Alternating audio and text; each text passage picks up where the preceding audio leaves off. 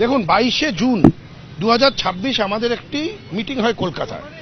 সেখানে ডেমোক্রেটিক ওয়েতে গণতান্ত্রিক পদ্ধতিতে এনসিডব্লিউ তৈরি করা হয় এবং ন্যাশনাল ওয়ার্কিং কমিটি অরূপ রায়কে চেয়ারম্যান হিসেবে ওখানে তারা মনোনীত করেন এবং তাকে নির্বাচিত করেন। আমরা সেই মর্মেই চিঠি দিয়েছিলাম। সেটা নিয়েই আজকে নির্বাচন কমিশনের ফুল বেঞ্চ উপস্থিত ছিলেন। আমরা সেই কথাগুলোই তুলে ধরেছি এবং তারা আমাদের কথা খুব পেশেন্টলি আমাদের কথা শুনেছেন।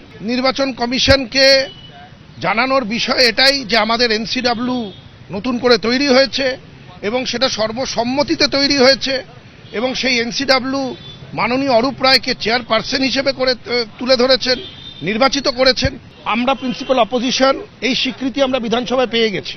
চেয়ারপারসন বা জেনারেল সেক্রেটারি এটা তো এনসিডব্লিউ ঠিক করবেন, ন্যাশনাল ওয়ার্কিং কমিটি যেটা তৈরি হয় তারা ঠিক করবেন। তো ন্যাশনাল ওয়ার্কিং কমিটি তো সিদ্ধান্ত নিয়েছেন অরূপ রায়কে চেয়ারপারসন হিসেবে, সিদ্ধান্ত নিয়েছেন কারা জেনারেল সেক্রেটারি হবে, কে ট্রেজারার হবে, তো সেই সিদ্ধান্তই তো থাকবে।